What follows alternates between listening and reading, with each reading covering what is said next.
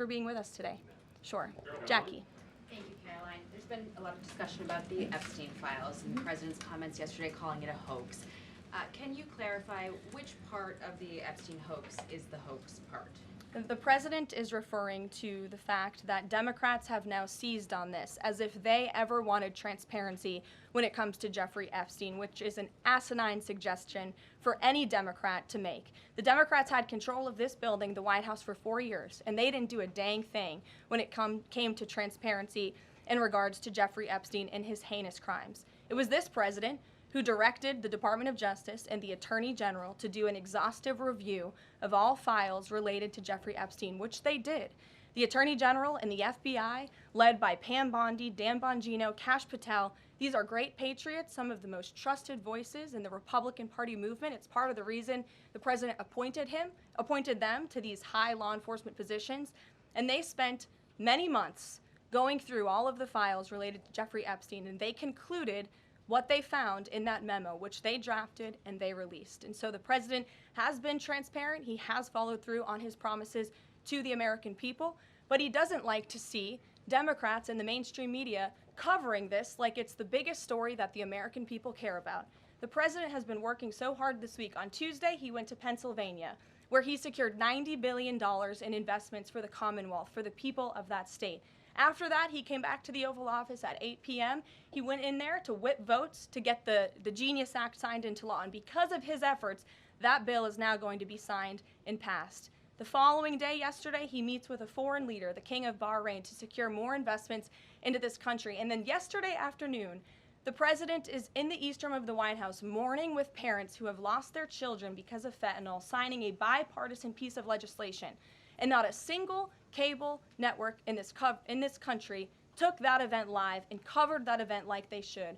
Those are the issues the president cares about. What could be more important to the American people than helping families who have lost their children? Those are the issues this president is going to remain focused on. I understand he wants to move on from this story, but you do have some prominent figures, including the Senate Majority Leader, the House Speaker, voicing support for the files to come out.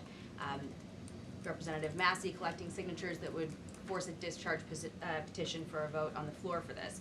It doesn't seem to be going away. What is stopping the administration from just redacting any sensitive information, grand jury information, and putting out what is appropriate so that the American people can decide and then let this story die? Well, in terms of redactions or grand jury seals, those are questions for the Department of Justice. Those are also questions for the judges who have that information under a seal. And that would have to be requested, and a judge would have to approve it. That's out of the president's control. He has said, in agreement with some of the leaders on Capitol Hill, that if the Attorney General and the Department of Justice come across any other credible evidence, they should provide that to the American people. The president has said that, and he agrees with them on that. Why did he fire Maureen Comey?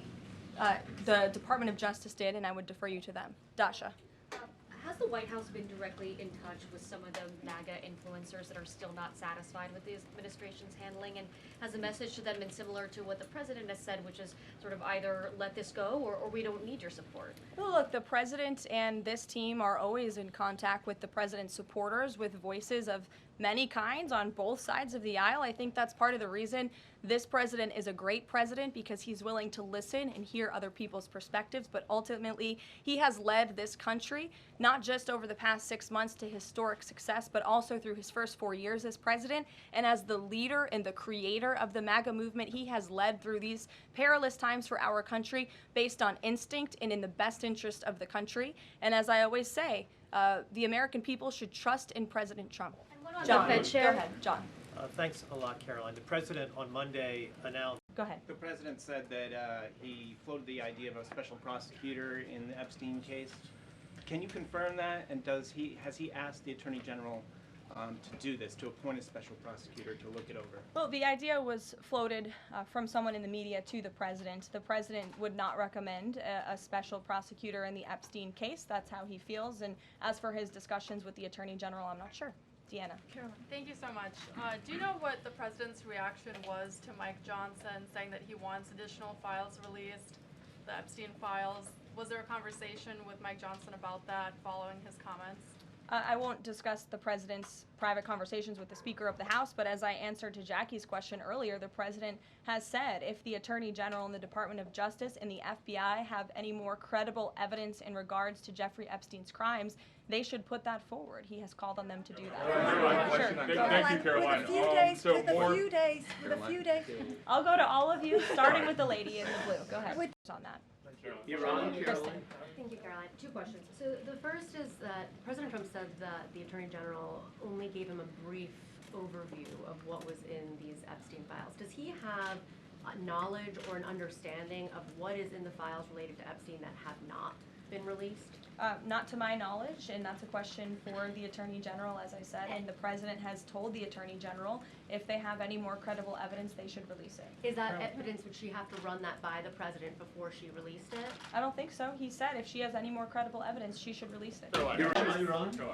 Does the president believe that justice has been served in the Epstein case? Look, the President believes that he directed the Department of Justice to do an exhaustive and thorough review, and they did that. And they all agreed, the FBI director, the deputy FBI director, the Attorney General, on the memo that they drafted and they released.